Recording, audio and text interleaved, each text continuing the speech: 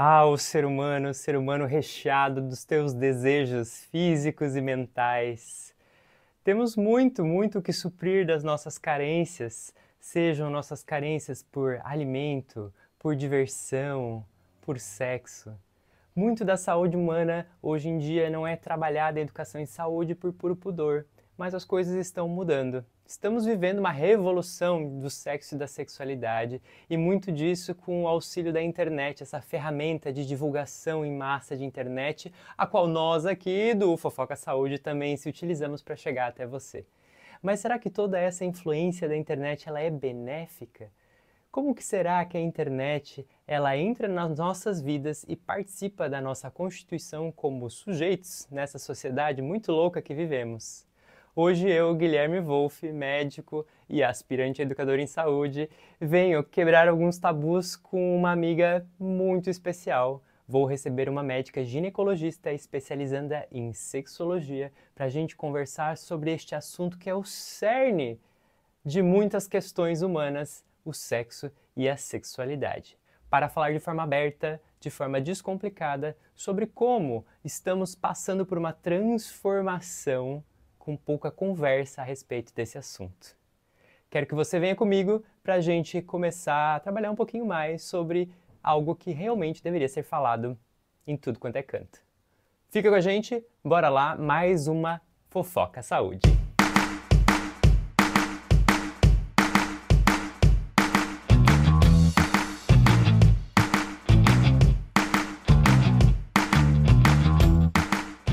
Olá, você! Hoje, no 6º episódio de Fofoca Saúde, eu tenho o prazer de não só trazer uma excelente profissional, como uma amiga maravilhosa, que foi minha madrinha na ginecologia durante meu internato em medicina, no tempo que eu não sabia o que eu estava fazendo, continuo não sabendo o que estou fazendo na ginecologia. Jéssica Pereira, médica pela Universidade Federal de Santa Catarina, ginecologista pelo Hospital Universitário da UFSC e agora pós-graduanda em sexologia pelo IBCMed. Perfeito. Esta mulher, além de tudo, faz muito sucesso. E hoje eu fiz um convite especial para a Jé, para a gente conversar sobre este assunto que é uma polêmica dentro da área da saúde, porém é saúde como qualquer outra parte da medicina. E por que a gente deixa tão de fora? Hoje vamos conversar então sobre sexualidade. Sobre sexualidade, sobre sexo, sobre desenvolvimento sexual e sobre como nós estamos sendo bombardeados nesse mundo novo da internet, mudando até mesmo o que é de mais orgânico e biológico que a gente tem, né? Sim. Essa demanda começou de um jeito diferente de todos os outros episódios, por isso que eu deixei para o finalzinho da primeira temporada do Fofoca Saúde. O que acontece? Normalmente, já a gente junta perguntas de pessoas que usam o sistema de saúde, que contam com o nosso serviço, sobre dúvidas de temas em saúde geral, só que esse episódio foi um pouquinho diferente. Na verdade, vieram de demandas profissionais mesmo. Eu comecei, dentro dos atendimentos de emergência do dia a dia, a ver que existiam algumas demandas dentro de sexo e sexualidade que as pessoas não traziam de uma forma objetiva. Surgiam no meio da consulta. Até que eu comecei a atender realmente pacientes com queixas em sexo e sexualidade, que não tinham outros locais, não se sentiam seguros para trabalhar esse tipo de tema e que muitas vezes acreditavam que estavam com uma patologia dentro do sexo e da sexualidade.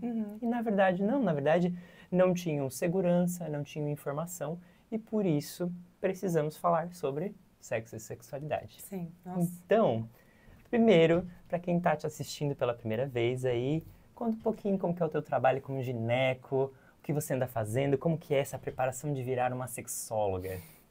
Então, o processo de me tornar sexóloga, assim, eu acho que começou a ideia dessas demandas de consultório também, né? Eu senti muito... As pessoas costumam trazer as queixas sexuais de um jeito muito obtuso, assim. Velado, né? E às vezes demora até tu construir vínculo e tal, e a pessoa sentir essa abertura desse espaço, mas acabam sendo um grupo de queixas muito comum, assim, né? E fiquei a fim de estudar a sexualidade porque eu acho que eu precisava também de respostas para algumas coisas da minha própria história, assim. Sim. E ressignificar algumas coisas do meu caminho, sabe? Que legal. E eu acho que isso tem muito também da nossa construção como médico, né? Na hora que a gente busca estudar sobre o corpo humano, sobre a mente humana, sobre a saúde, a gente tem também questões que a gente quer a resposta, né? Sim. E eu vejo assim como o sexo e a sexualidade tem um lugar cultural de tabu, mas ao mesmo tempo a demanda é maior do que qualquer outra área que a gente tem, né? Sim, cara, porque todo mundo Exato, tem sexualidade na sua vida. exato. Então assim, ó, as pessoas que estão aí, vocês nasceram por conta de um ato sexual na maioria das Sim. vezes, né? Claro, nós temos assim exceções agora com as FIVs, com as inseminações, mas a nossa geração toda é uma geração que tem vida sexual ativa. Agora, cada vez mais a gente vê estudos na questão da terceira idade, como o sexo se mantém ativo por muito mais tempo. Sim. E começaram a surgir outras demandas também, né? Como ter um sexo prazeroso e saudável na terceira idade, onde o corpo já não tem o mesmo desempenho. Então, tudo isso precisa ser falado em algum lugar. Por que não ser fofocado aqui com a gente, né? Nossa, e sexo faz parte da saúde, né? Exato. Saúde física e saúde mental também. E eu, no primeiro momento, assim, que eu tive muita dificuldade em lidar com o tema em consultório a respeito de sexo e sexualidade, foi uma paciente que eu atendi. Todos os casos que eu atendi no consultório, que eu vou trazer aqui hoje, são casos reais, são casos que de alguma forma me marcaram e por isso eu trouxe de demanda para a gente discutir, conversar sobre esses temas que são temas sensíveis, né? Que marcaram e não vou trazer o nome dessas pessoas, mas vou descrever o caso de uma forma mais genérica. Nenhum deles foi atendido esse ano, então para a gente garantir também um pouquinho mais de privacidade para essas pessoas. E eu vou começar a nossa conversa trazendo uma história de uma menina que consultou comigo. Ela tinha 17 anos, ela estava iniciando a vida sexual dela e ela procurou atendimento porque ela estava sangrando na região íntima. Estava sangrando muito, mas assim, de transpassar a roupa íntima. E aí eu perguntei o que tinha acontecido, né? Se ela ficava bem, assim, só com um homem ali no consultório, se queria alguém para ficar junto e tal. Ela falou que preferia que ninguém visse, porque ela começou a vida sexual com o namorado dela e o sexo estava sendo muito difícil, no sentido de que ela estava com várias fissuras já, várias, assim, a vagina toda fissurada, sangramento ativo. Então a gente sabia que aquele sexo não estava sendo prazeroso para ela, né? Sim. Mas daí ela falou assim, mas é porque eu tô começando a minha vida sexual, é assim, né? Tem que doer, né? Então, a primeira coisa que me chamou a atenção foi assim, o conceito de que o primeiro sexo tem que doer, de que sexo na mulher é algo que incomoda, essa construção. E também eu perguntava para ela, mas você continua tendo relação assim? E ela continuava tendo relação assim, porque ela achava que era normal. Que a mulher tem que tolerar. Exato, que ela estava com o parceiro dela, o parceiro queria iniciar a vida sexual com ela, os dois estavam juntos, e eles tinham múltiplas relações, e ela cada vez mais se machucando, cada vez mais sangrando, ao ponto de ela ir ao médico consultar. Sim. Então, assim, a primeira coisa que eu queria era a gente conversar um pouquinho sobre o lugar do corpo da mulher no sexo e na sexualidade, né? Sim. Vamos desmistificar um pouco, vamos desconstruir um pouco do que a sociedade bota na cabeça da mulher, para que o sexo seja algo de domínio do corpo da mulher também, né? Sim. Eu acho que é bem isso que tu trouxe, assim. Ainda existe esse conceito de que precisa ser doloroso, de que precisa ser desconfortável, de que sempre vai doer, né? Pelo menos no início da vida sexual, assim. E a mulher dificilmente traz a queixa de que está sendo desconfortável ou doloroso, porque a gente está numa transição muito delicada, assim, de que muitas gerações passadas a mulher era obrigada a desempenhar atividade sexual, mas ela não podia gostar, né? Ela não podia, não era uma atividade prazerosa para a mulher, sempre foi vista dessa forma. E era um pecado ter prazer no sexo para a mulher, né? Exatamente. A educação católica traz muito isso, né? Então, o homem tinha uma liberdade sexual muito maior, né? De experimentar outras coisas antes do casamento e tal. E a mulher sempre teve essa coisa de ter relação com um parceiro depois do casamento, né? E mais por questão de reprodução do que prazer mesmo. Então, sempre foi uma coisa que a mulher teve que tolerar. Era o papel que ela tinha que desempenhar na relação, né? E a gente está numa transição muito doida de viver uma época em que a mulher é obrigada a gostar de sexo, sabe? E a mulher tem que estar sempre afim, tem que estar sempre disponível, tem que estar sempre com vontade, que senão tem algum problema com ela. Então, o que a gente vê nessas gerações mais jovens, às vezes não tem aquela mesma questão de que a mulher tem que tolerar porque ela não... porque faz parte do papel Da dela na obrigação relação, social dela, né, de cumprir. mas existe essa nova obrigação de gostar, né? De ter que estar ali, de ter que estar disponível, assim. Então, eu acho que a mulher ainda não se apropriou da própria sexualidade, sabe? Por mais que exista essa suposta liberdade para escolher parceiros e número de parceiros, ainda existe uma outra obrigação, sabe? Escolher até o que dá prazer para ela, por exemplo, também, né? Isso me lembra uma situação que eu passei dentro da graduação, que foi uma situação muito marcante para mim. Eu estava num estágio de ginecologia e eu fui assistido por 2 professores diferentes, um professor homem e uma professora mulher. E isso me marcou muito, porque assim, Jéssica já me viu atendendo, sabe como que eu atendo, né, Jé? Assim, eu tenho uma coisa com o corpo humano que eu aprendi, que eu não tenho o direito de encostar num corpo humano sem pedir permissão. Isso era uma coisa que eu fazia muito. Quando eu ia fazer um exame ginecológico, eu pedia licença para encostar no corpo da mulher e se ela me autorizasse, eu fazia o exame. É assim que eu achava o correto. E eu lembro que uma professora ginecologista, ela, depois de ter assistido um atendimento meu, ela veio assim, nossa, tua atitude, ela é muito legal, muito diferente, a gente precisa que aconteça isso, porque ela se colocou no lugar daquela mulher que era tratada com respeito. Só que aconteceu a mesma situação de eu ser assistido por um professor da ginecologia e ele me chamou no final do atendimento e falou assim, por que tu pediu permissão para fazer o exame? O exame faz parte da consulta, parece que tu tá fazendo uma coisa errada. Aquilo me marcou tanto, porque me mostrou como tá imbricado dentro da sociedade que o homem acha que realmente tem o direito de acessar o corpo da mulher dessa Ela forma, tá ali, né? ela é obrigada a tolerar o que for, o que Exato. precisar acontecer do ponto de vista masculino. Então já acontece, acho que dentro da faculdade de medicina, dentro do atendimento médico, né? E às vezes, por exemplo, eu atendo muitas mulheres com queixas ginecológicas na emergência, né? Por mais que a gente não seja uma emergência de referência ginecológica, e a mulher já vem se despindo, porque mas calma, vamos entender sua queixa, né? Porque é o papel social dela já, e isso eu acho que precisa muito ser discutido, muito quebrado também, né? Sim, com certeza.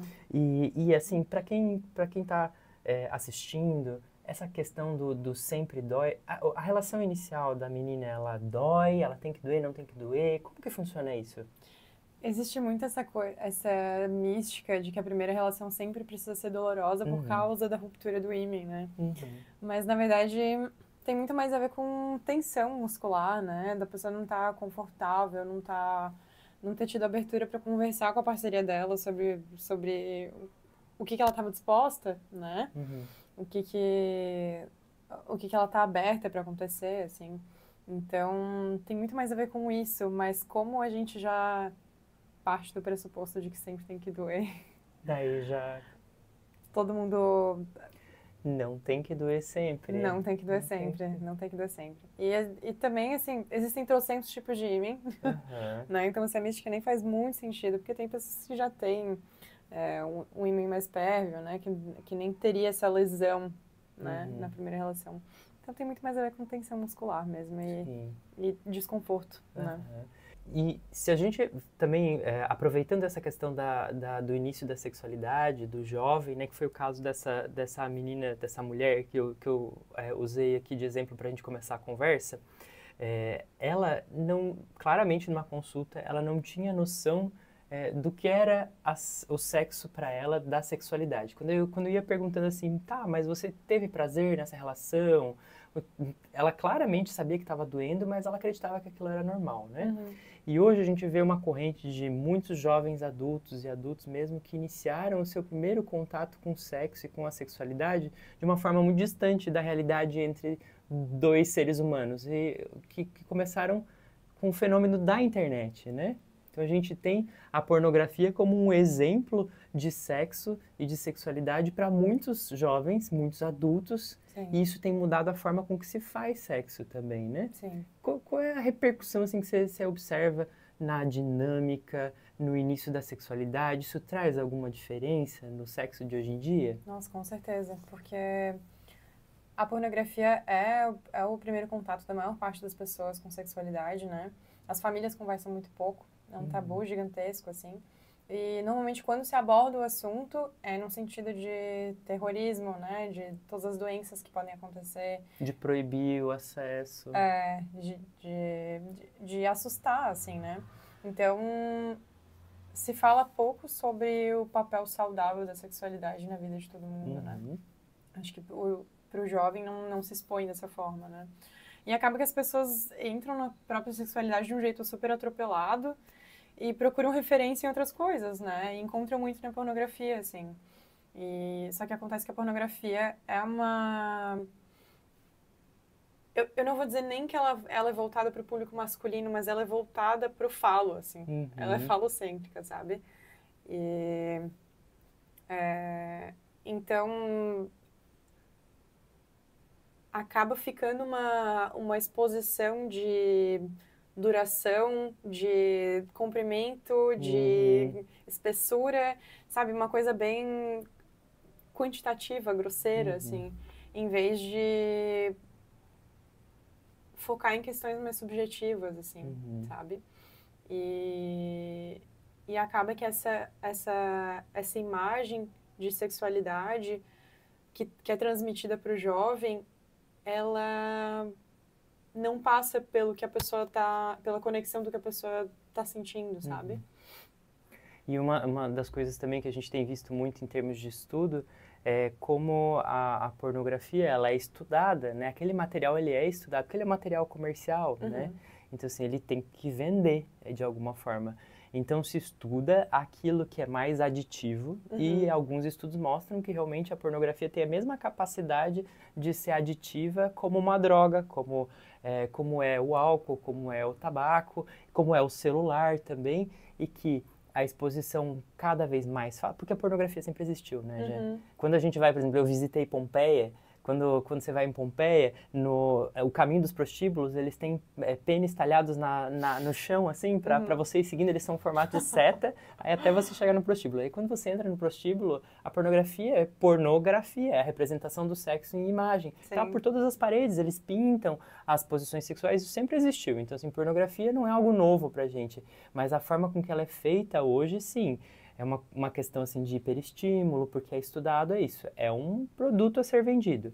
Sim. Qual o problema? Esse produto, ele é muito aditivo e as pessoas estão cada vez mais viciadas nisso, só que é estudado. O que vicia para você? Não necessariamente o que vicia é o que representa o sexo orgânico, o sexo fisiológico, né? Sim. Que, como você falou, o sexo fisiológico tem conexão entre dois seres, por mais que não seja uma conexão amorosa, mas é uma conexão... não necessariamente de afeto, né? Exato. Não é que a gente está pregando né? sexo vinculado a coisas afetivas, mas, assim, algum grau de estar presente, assim, Sim. né? De entender o outro. De consenso também, né? Isso. Que é o caso dessa menina que a gente estava falando. Sim. Ela talvez não consentia com o fato de ter sido violada de certa forma, porque a gente tem, convenhamos assim, que sangrar no ato sexual, sentir dor, porque ela procurou um atendimento médico por estar com dor, algum problema tinha aí, né? Sim. Porque existe a possibilidade de ela consentir com isso. Sim. Não parecia ser o caso, tanto que ela trouxe como queixa, né? Sim.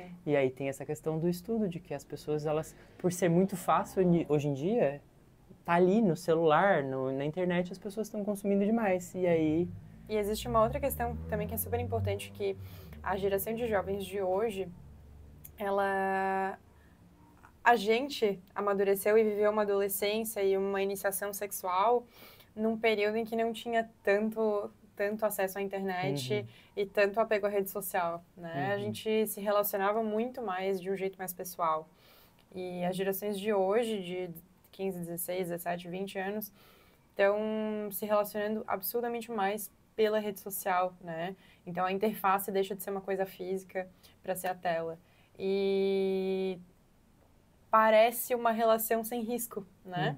Então, acaba sendo, de uma certa forma, uma fuga também, tu ir pra pornografia, né? Do mesmo jeito que tu te relaciona com as pessoas através de uma outra interface, sabe? É tu te distanciar dos riscos de uma relação humana real, assim. E acho que a pornografia traz muito isso, sabe? Por isso que tem tido muito essa questão do jovem começar a atividade sexual mais tarde, né? De fato ter experiências sexuais com outras pessoas. Mas o início com a pornografia se mantém. Uhum. E uma coisa também, já vou aproveitar para trazer mais um caso clínico que tem tudo a ver com o que a gente está conversando agora. Tive um atendimento de um homem jovem, mais ou menos em torno de 30 anos, e ele procurou atendimento médico porque ele fez uma troca de parceira. Ele tinha uma parceira fixa, onde ele tinha um tipo de relação sexual, onde ele tinha um tipo de desempenho sexual. E aí ele partiu para um novo relacionamento, e essa nova parceira, junto, no momento do ato sexual, ele não conseguia ter a mesma duração. E ele procurou um atendimento de emergência, porque ele estava com problema, porque ele estava com ejaculação precoce. Essa era a queixa dele. Ele veio, eu atendi, e eu perguntei para ele assim, tá, mas e qual era o teu padrão de antes? Aí ele falou que no primeiro relacionamento ele tinha uma duração de penetração de 2 horas. Esse era o normal para ele ter uma relação penetrativa de 2 horas. E com a nova parceira ele tinha uma relação penetrativa de 30 minutos. E aí que ele estava com problema de ejaculação. E eu perguntei para ele assim, mas quem você está usando de referência? Qual é a sua referência para você moldar a tua sexualidade, o teu sexo, de ter essa duração e isso ser normal? Você conversa com seus amigos? E aí ele não tinha uma rede, né? Quando a gente vai investigar, porque a anamnese médica é isso, né? A gente investigar da onde vêm as crenças, da onde vem... Ele não tinha uma referência do que era sexo. Sim. E isso aonde que tu falou vem? é a base da terapia sexual, assim.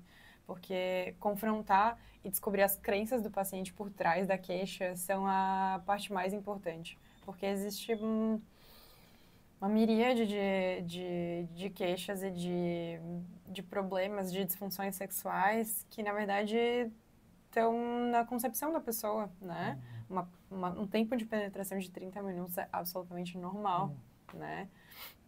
Então... Até bem favorável, assim, bem do que a favorável, gente vê bem dentro longe Exato. do parâmetro de ejaculação assim, precoce. Se a gente for pensar também, agora, claro, falando dentro da tua área de especialidade primária, que é o corpo da mulher mesmo, uma mulher nem tem prazer com uma penetração tão longa dificilmente, assim, né? Dificilmente, né? Na lubrificação natural, com certeza, não aponta para esse tempo. Sim, e também o ato penetrativo, que não é também o foco, não é o que mais estimula a mulher, né? Como que funciona essa coisa, assim, do prazer da mulher? Assim, existe zonas de maior estímulo na mulher?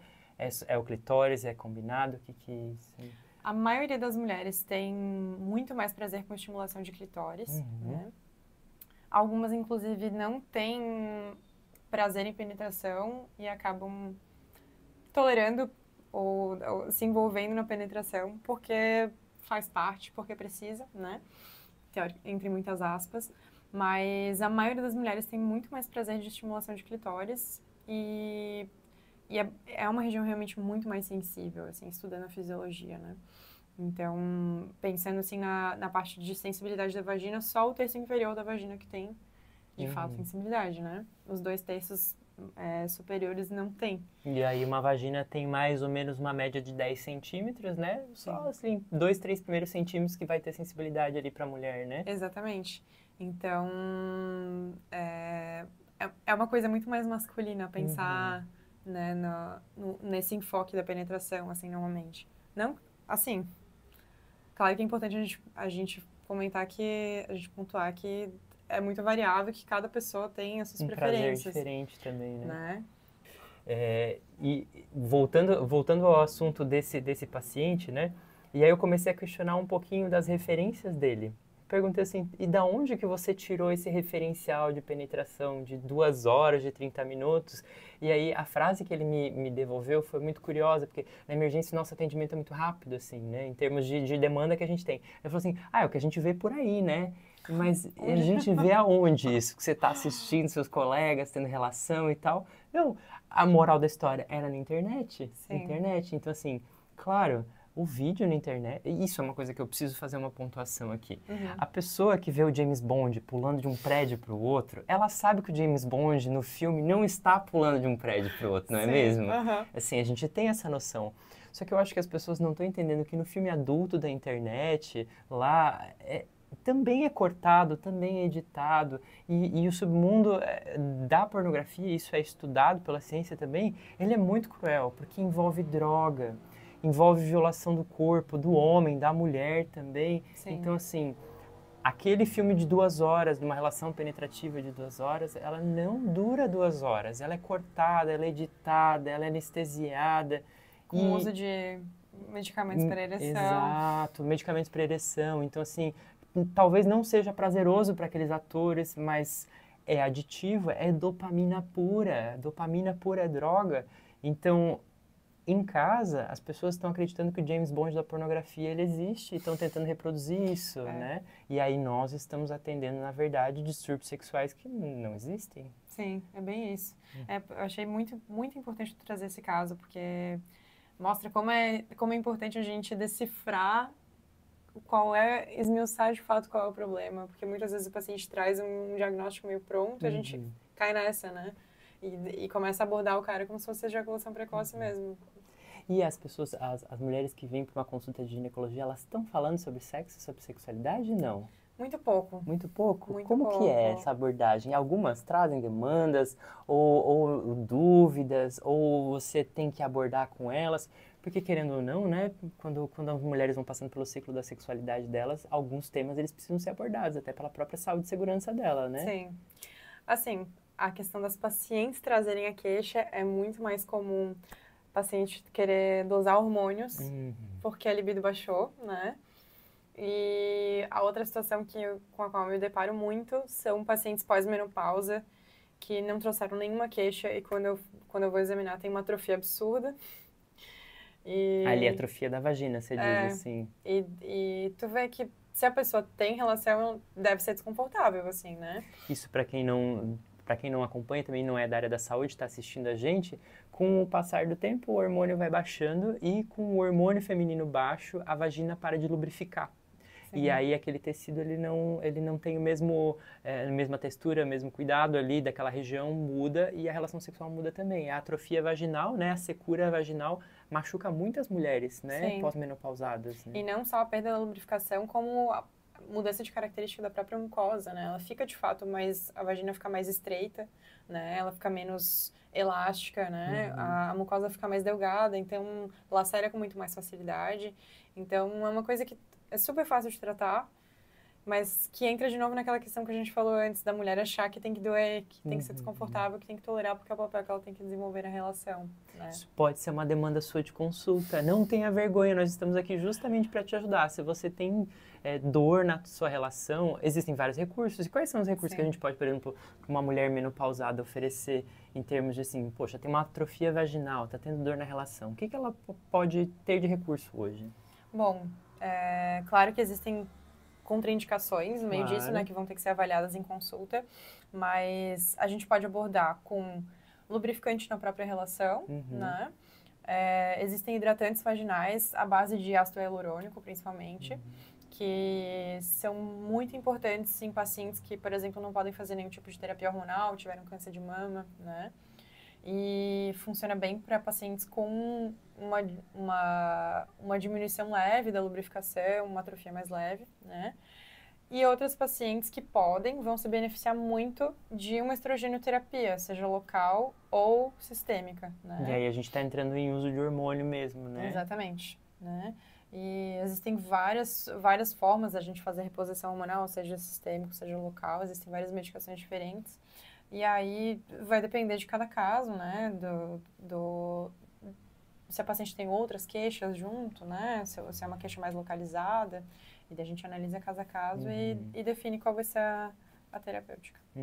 E assim, ainda, além de tudo isso, né? Existe tratamento com laser e com Frax, né? Que são tratamentos mais caros, claro. Mas não dependem da paciente ficar fazendo um tratamento hormonal repetitivo, assim, porque essas medicações elas precisam ser usadas direto enquanto a paciente tem relação, né? Pelo menos 2 vezes por semana, normalmente. E pensando no estrogênio tópico, né? E o tratamento com laser e com Frax funciona um pouquinho diferente. A mulher faz um pacote de sessões, né? E tem um efeito mais prolongado. E tem chamado bastante atenção para paciente que teve câncer de mama e não pode fazer tratamento hormonal. Porque o tratamento hormonal é um tratamento que muitas mulheres procuram a gente, não só para o ginecologista, mas para o médico generalista. Eu não preciso fazer uma reposição hormonal, porque todas as minhas amigas estão fazendo reposição hormonal. Sim, mas você tem queixa? Qual é a sua queixa? Às vezes a gente vê que, na verdade, não tem uma queixa direcionada, não tem uma indicação, mas porque a gente sempre coloca na balança do risco do benefício, né? Claro. A gente quer que todo mundo tenha uma vida sexual longeva, que consiga ter uma relação saudável, mas muitas mulheres também têm contraindicação para terapia hormonal, né? Não tem fogacho, tem uma pressão alta, às vezes teve, por exemplo, câncer de mama, então os hormônios eles acabam estimulando ali doença, né? A gente tem que fazer esse peso, né? Colocar Com esse certeza. na balança. Mas a gente pode garantir uma vida sexual por muito tempo aí, né? Não tem um limite, assim para? Não tem. Não tem. Podemos ter relação até Enquanto quiser. enquanto tiver vontade de prazer. Com certeza. Que legal. Muito bem, nós estávamos então numa discussão a respeito dessa questão da pornografia como uma referência, né? E a gente também precisa falar a respeito do outro lado. Esse homem que estava imaginando que a relação normal duraria 2 horas, como isso é para a mulher também, né? Falar sobre consentimento, né? E sobre como isso é importante na relação sexual. Hoje se fala muito pouco, é exatamente isso, se fala muito pouco sobre sexo, não só nós, profissionais da área da saúde, mas os casais. Sim. Né? E a parte da sexologia, ela trata isso também, assim, do casal, da unidade, isso é mais da área da terapia, como que funciona isso? O terapeuta sexual, o sexólogo, mesmo que ele não tenha tido uma base de educação em psiquiatria, psicologia, né? Ele está habilitado a fazer intervenções individuais em casal, né? A maioria, nos casos de paciente que vem para mim, né, ginecologista, lógico, vão ser pacientes mulheres. Às vezes, dependendo do caso, a gente vai chamar a parceria junto, né, para confrontar as crenças dos dois, né, das duas pessoas. Mas vai depender muito do caso, né? Tem muita coisa que a gente vai fazer uma abordagem individual mesmo. Então, eu acho que para essa questão do alinhar, né? Por exemplo, qual é a expectativa dessa mulher que tem um parceiro que acredita que a penetração deve durar 2 horas, né? Sim. Será que ele perguntou para essa mulher qual era a expectativa dela? Porque a mulher do primeiro caso era justamente isso, né? Ela acreditava que ela precisava passar por aquilo, né? Então a gente já deixa a pergunta para você também. Você está conversando com a sua parceria? Tem uma frase muito legal da Aline Sardinha que ela coloca que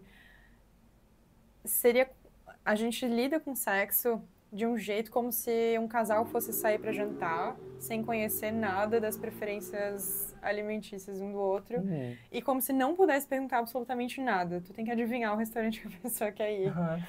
E tipo, vira uma salada, né? Vira uma esquizofrenia, porque por que adivinhar? Se tu pode trocar ideia, né? E chegar no consenso, chegar num combinado do que funciona melhor para os dois. Não faz o menor sentido. Vamos conversar qual restaurante você quer ir hoje à noite e qual é o prato principal. E é justamente, eu acho que a proposta do Fofoca Saúde é justamente isso, é transformar as coisas numa fofoca, porque a gente fez saúde ficar difícil, né? Sim. A gente fez saúde ficar muito difícil, no sentido de que a visão do médico empoderado, do local de poder, e a gente perdeu a coisa simples de conversar com as pessoas. Sim. Eu gosto muito disso, eu acabo fofocando no consultório, que é uma vantagem de eu ser uma pessoa muito falante, e de chegar assim, tá, mas tu tá tendo relação assim, toda machucada, e tá sendo bom? Ai, não tá, mas tu falou isso pra ele? Ai, não falei. Claro, existe toda uma questão social que a gente, numa consulta de 15 minutos, como é uma consulta de emergência, não consegue abordar, né? Sim. Mas o nosso objetivo aqui é justamente despertar isso, porque você que está assistindo, você pode começar uma conversa nessa casa. Sim, né? com certeza. Começar perguntando o que você gosta, o que você curte. Isso não é uma ofensa, isso é construção do prazer. Sim, não diz nada sobre, não é uma acusação à inabilidade do outro, né? Cada um gosta de um jeito. Muito mais fácil a gente ser transparente sobre isso. Né? Muito bem. Agora eu vou colocar mais um caso que foi atendido na emergência também. Eu recebi um homem jovem que tinha recém se casado, né? A noiva estavam ainda na primeira semana de pós-casamento e ele procurou emergência com várias lacerações do prepúcio na pele do pênis. Sangrante também, que nem o caso da primeira menina. E ele veio assim, olha, tô tendo muita dificuldade porque eu não posso parar de fazer sexo, eu acabei de casar.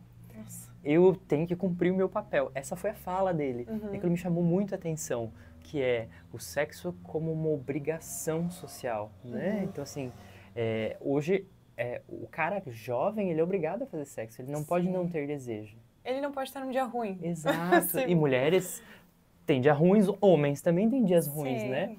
E eu justamente queria fazer um panorama contrário agora, assim. A gente vê muito, a mulher que não tá num dia bom pra relação. Por que que o homem não pode ter um dia, Claro, né? com certeza. Por isso que eu falei aquela frase de a pornografia e a sexualidade não são voltadas para o público masculino, mas falocêntricas, né? Porque, de fato, também, esse modelo também oprime os homens, né?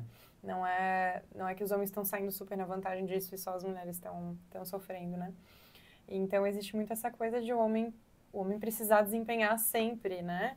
De que se ele não tem uma ereção, a mulher não tá bonita, né? Que não tem mais desejo pela parceira dele. De que se ele não tem vontade, tem alguma coisa que não tá saudável. Mas, cara, muitas vezes para ter relação a gente precisa estar num dia bom, né? E o adulto cansa, né? O adulto cansa, trabalha. o 30 a mais cansa. O 30 a mais trabalha. Às vezes o 30 a mais teve um dia ruim, brigou com o chefe e não quer transar e tá tudo bem também, né? Exatamente.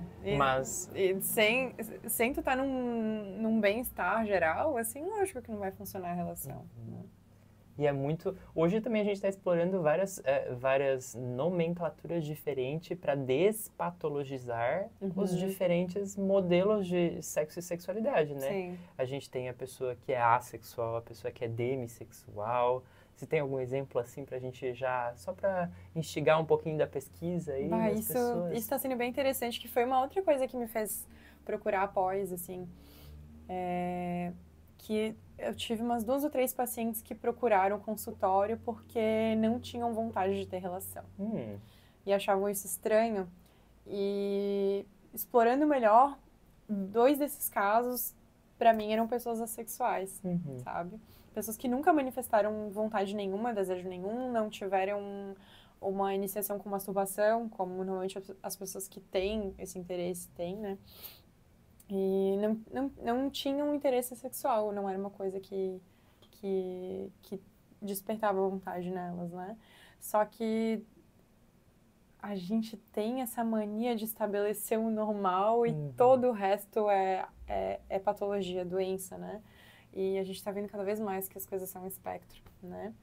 Que as pessoas têm vontades diferentes e justamente esses termos estão vindo para as pessoas poderem... Porque se tu te identifica com uma coisa, tu fica mais em paz, né, com quem tu é. Sim, já despatologiza, né? E eu me lembrei de um outro caso que eu atendi de uma senhora. Ela já entrou na menopausa, ela tinha quase 70 anos e ela tinha uma queixa ginecológica também. Ela veio para o consultório para resolver uma queixa ginecológica e naquela queixa específica eu precisava fazer diagnóstico diferencial com doença sexualmente transmissível, porque a gente esquece que o idoso também se contamina muito com IST, né? Sim. E com infecção sexualmente transmissível. E eu perguntei a respeito da vida sexual dela, ela estava muito tímida, porque era um pudor para ela, mas ela falou, não, mas é médico, né, tem que contar, ainda tem isso muito, né, de que, tipo, a gente tem que abrir a vida inteira pro médico, que é uma coisa que eu também me incomodo um pouco, porque, né, eu preciso da permissão da pessoa para ouvir sobre isso. Claro, ela precisa estar confortável. Claro. E ela colocou pra mim uma coisa assim, que ela falou assim, não, mas eu e o meu marido, a gente tá muito em paz, a gente não tem relação sexual, e pra gente isso é normal. Ninguém quer, nem ele, nem eu. E aquilo me chamou muito a atenção, porque hoje uma relação, ela tem que ter sexo. Tem.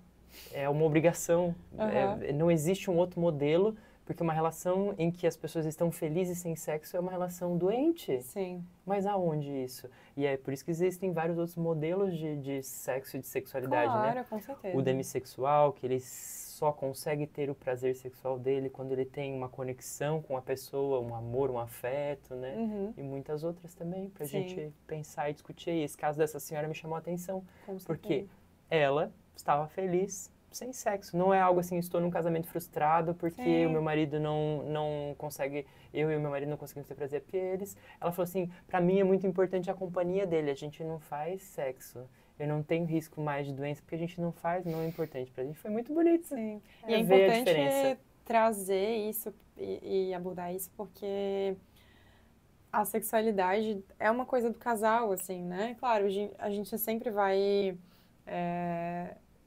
Se a gente tem uma paciente que nos procura, o nosso enfoque vai ser ela, né? Vai ser o tratamento dela. Mas as disfunções são muito do casal, porque são crenças de duas pessoas entrando em choque, né? Então, se os dois estão em paz com a situação, é isso. Vai fazer um diagnóstico de desejo sexual hipoativo e vai tratar, e daí tu vai gerar mais um problema, porque daí ela vai ter desejo, ele não tem, e às vezes é o que desequilibra a relação, né? Então é importante a gente pensar no contexto do casal mesmo. Muito bem. Hoje fomos longe, conversando sobre sexo e sexualidade, sobre essa nova forma de se construir desde cedo com a interferência da nossa tecnologia também. Sim. Falamos sobre pornografia, que sempre existiu, mas hoje ela é diferente. O acesso, a questão da adição também. Eu acho que, antes de tudo, sobre consenso também, né? Existem um recado que eu vou lembrar aqui de muitos estudos que a gente deu uma olhada para poder fazer essa conversa. Existem vários tipos de preferência sobre sexo e sobre sexualidade. Existe aquilo que é um desejo da pessoa e nem por ser diferente é patológico, né? Por exemplo, existem sexos que são mais agressivos, isso não quer dizer que seja patológico, afinal de contas, você vai falar para um boxeador que ele não pode lutar boxe porque é muito agressivo, dentro do sexo há um lugar para isso, Claro. mas deve haver consenso. Com certeza. Né? E, inclusive, o DSM-5, ele traz essa distinção, assim, existe, por exemplo, a parafilia e o transtorno parafílico, são coisas diferentes, né? Porque uma fala sobre a preferência e os hábitos daquela pessoa na sexualidade e a outra fala sobre o sofrimento e impacto negativo, né? Então, não necessariamente tu ter uma preferência diferente é um transtorno. E aí a gente descobre que é um transtorno ou não, ou que é uma preferência ou não, conversando. Com certeza. Com certeza. E nós médicos aqui, nós gostaríamos de estimular vocês também a terapia, que eu acho que é muito legal, né? Muito, muito. Nós somos dois médicos bastante terapeutizados aqui. Eu amo a minha psicóloga, que deve estar vendo aí também. A Gé também, né? Saúde mental é uma coisa muito importante para mim. E eu acho que a questão do sexo, da sexualidade permeia muito a área da saúde mental, então do diálogo, que é muito importante, que hoje se tem muito pouco também, e a gente quer estimular também a você conversar mais sobre isso. Hoje foi só uma pontinha para a gente falar sobre sexo abertamente, sem nenhum pudor, porque faz parte, tanto quanto comer, tanto quanto se vestir, quanto ir ao banheiro, defecar, urinar, fazer sexo está na sua programação biológica, não tem que ter vergonha nenhuma disso, tem que falar abertamente. Da mesma forma que a gente tem problema de hemorroida, a gente também tem problema na parte peniana e genital, e tá tudo bem, a gente tá aqui para atender e auxiliar nisso. E faz parte da vida, e é para ser bom. É para ser bom, é para ser uma parte divertida da vida. Exato. Né? Se não tá bom, se tá difícil, tem alguma coisa errada e a gente precisa conversar sobre. E agora você, Gé, linda, deixa uma mensagem para as pessoas que assistiram a gente para tocar e para estimular a fazer cada vez mais uma vida sexual mais prazerosa, mais ativa, mais a cara delas. Eu acho que a primeira coisa é se conheçam. Conheçam o seu próprio corpo. Entrem em contato com o que vocês sentem, se permitam existir do jeito que vocês são, sabe? Porque a gente fica tentando achar um modelo para tudo, né? Tudo a gente acha que precisa ter um parâmetro. E a gente fica se considerando errado em tantos aspectos da vida, né? E carregando essa culpa e esse peso sem necessidade nenhuma. A gente precisa achar o nosso espaço para existir como a gente é e ser feliz como a gente é, né? Na sexualidade, especialmente. Que lindo! Obrigado pela tua fala. Obrigada. Queria te agradecer pela tua participação, que foi ótima, pra Obrigada gente pelo convite. começar a trazer outros temas que precisam ser discutidos, falados. E aí, quem quiser conversar com a doutora Jéssica, eu vou deixar as redes sociais dela aqui no vídeo também, para procurarem essa bonita. Se vocês não viram ainda, esta mulher, além de ser uma excelente médica, é uma excelente cantora, certo? Essa vida dupla. Essa vida dupla, que é uma vida muito saudável, porque sim, não é só sobre fazer medicina, né? Sim. Então, dá uma olhadinha lá, essa mulher cantando, ela arrasa muito.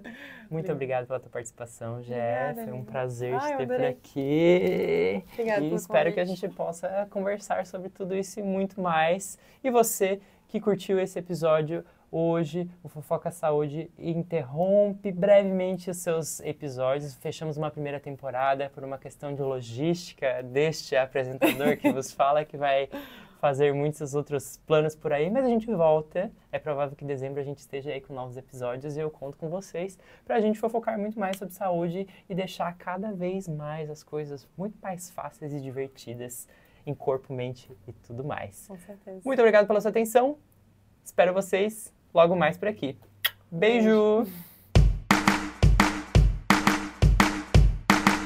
Fique por dentro de tudo que acontece no Fofoca Saúde. Se inscreve no canal, ativa as notificações e procura a gente lá no Instagram do @guilherme.med para acompanhar muitas outras conversas com os nossos convidados super especiais. E o Fofoca Saúde agora também é podcast. A gente está te esperando lá no Spotify para muitos e muitos outros novos episódios. Até mais!